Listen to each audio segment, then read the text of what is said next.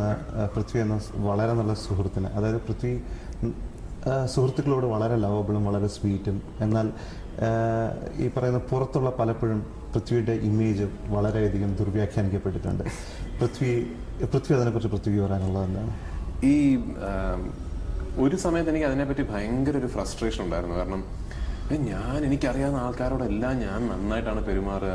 എൻ്റെ സുഹൃത്തുക്കളൊക്കെ എന്നെ അവരുടെ ഒരു ഭയങ്കര ക്ലോസ് കോൺഫിഡൻ്റ് ആയിട്ട് കാണുന്നു. എന്നെ വെച്ച് സിനിമ എടുക്കുന്ന സംവിധായകരെല്ലാം ഞാനുമായിട്ട് വളരെ അടുത്ത ബന്ധമുള്ള ആൾക്കാരാണ്.